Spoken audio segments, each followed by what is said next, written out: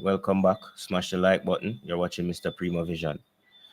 Um, to be honest, it wasn't the most exciting match in the world, but at least I got the job done. And we're on 6 points, and there's a possibility that we could top the group. I am going to go into the stats before I give you my opinion. Okay, guys? Uh, so for the statistics, ball possession, Jamaica had 55%. Um, Guadeloupe had 45. Guadeloupe had 6 shots total. Jamaica had 17. 7 of those shots were on target compared to 3 shots from Guadeloupe on target. We had 7 shots off target. Guadeloupe had 3 shots off target. We had 3 of our shots blocked, and Guadeloupe had 0 shots blocked. Um, they had 3 corner kicks. We had 2. We were offside once. They were never offside. There were 20 fouls apiece for each team. They had 1 yellow card. We had 3, which is surprising because Leon Bailey and Blair Turgot were constantly on the floor. So I don't understand why we ended up with more yellow cards. Um, Big chances created 2 for Jamaica, 0 for Guadeloupe. Big chances missed 2 for Jamaica, 0 for Guadeloupe. Counter attacks 1 for Jamaica, 0 for Guadeloupe. Shots inside the box 8 for Jamaica, 0 for Guadeloupe. Shots inside outside the box 6 for Guadeloupe, 9 for Jamaica.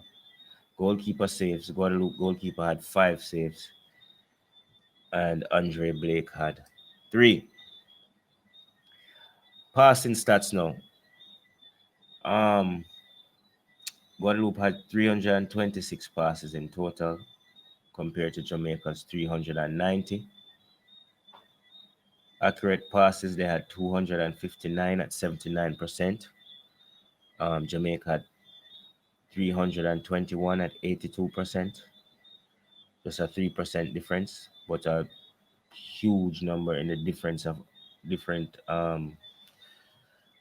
in the amount of passes, I should say.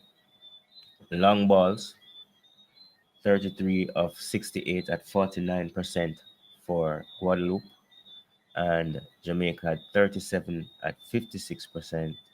No, 37 out of 56 rather at 66%. Crosses, wow, Guadeloupe had 1 accurate cross out of 12 attempts at 8%.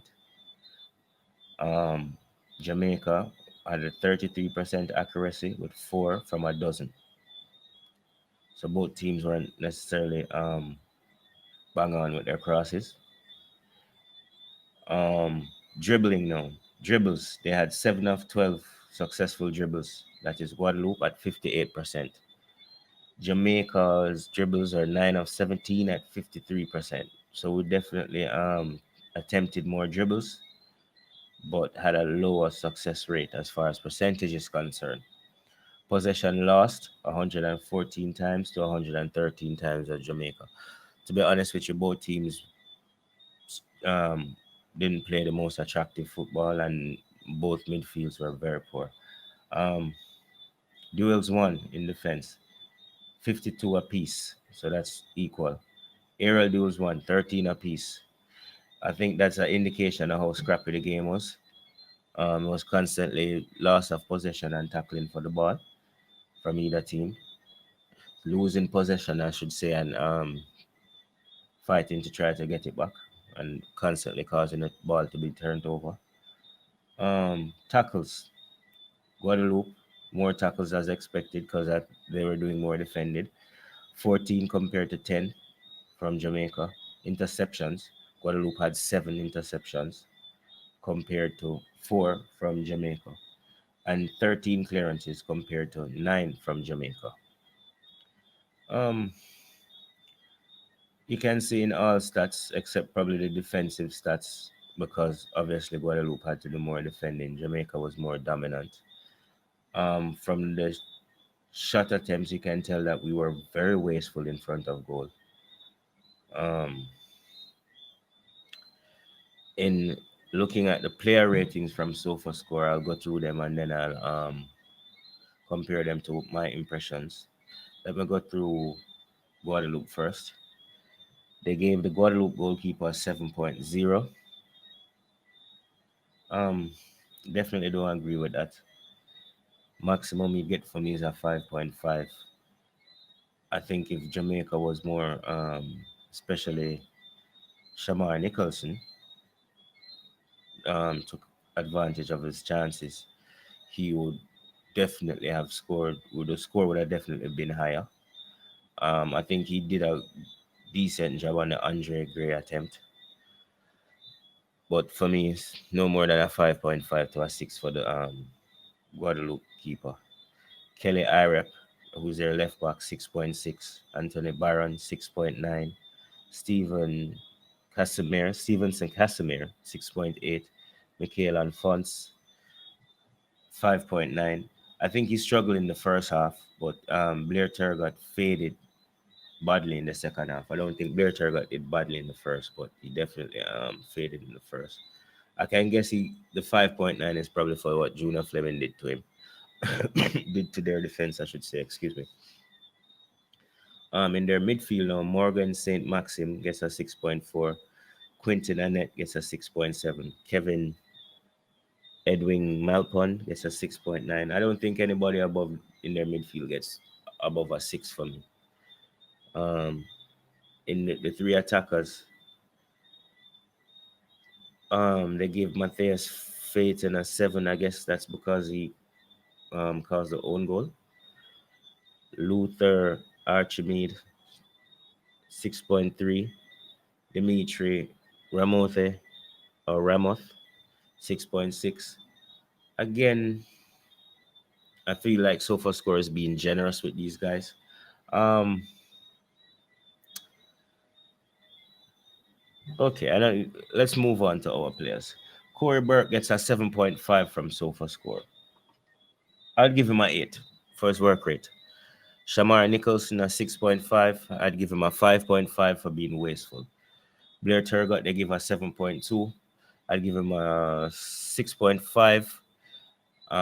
Probably a 7 for the assist. Daniel Johnson a 6.9. No, I give him a 6.5. Michael Hector a 6.8. No, a solid 5.5 for me. Leon Bailey, they give a 6.9, who also received a yellow card. Leon Bailey gets a 5.5 for me. Amari Bell, 6.6, they give him. I give him a 6.0. In the first half, I think him and Blair Turgot carried most of the attack or the forward movement for Jamaica. But in the second half, they faded badly. I don't know if it's the conditions I'm not used to or what. Liam Moore, 6.5. Yeah, I can agree with that. I will work with a 6.5. Damian Lowe, I'll give a 7, although SofaScore give him a 6.8. Our best defender on the day. Alvos, they give a 6.6. Alvos, this match I give a 5. Definitely not a good match from Alvos. Probably a poorest player on the field. The right side of the field for me was definitely lacking big time. Andre Blake, they give us 6.6. Yeah, I'll give him a 6.6. He was beaten on his near post, but it's a terrible deflection for the own goal, so I won't blame him for that. There was a scare when he went down and took a while to get up, but thankfully he recovered and continued. Same thing for Damian Lowe, also had an injury scare, so we'll look out to make sure that they recover fully and they're ready for the Costa Rica match to come. All right, guys, my final thoughts. A poor performance following a lackluster performance in the opening game. I think there's definitely cause for concern now. The tactical approach from the coach definitely have me wondering, um, or from the coaching staff. I'm wondering if we're not scouting our opponents because we seem to approach the games with the same tactics and the same personnel. Is it a matter of the head coach being afraid to try new tactics or play a more attacking brand of football? I'm of the opinion that we don't always need a Michael Hector type of midfielder in there when we're playing two midfielders, especially against a lesser opponent that's willing to concede possession. As much as we were poor in possession in the midfield, we still had majority of it. We just didn't have the midfielders to do the right thing with the football until the substitutions were made. So is that going to be addressed? Um, those are my thoughts, and that's where I see the problems lying. I will be back with my thoughts to preview the Costa Rica game. Leave your thoughts and your comments in leave your comments rather in the comment section, and like and subscribe, guys. Also, I want to say thank you, guys, because we finally reached 500 subscribers. All right. Thanks for joining me, and I'll see you next time.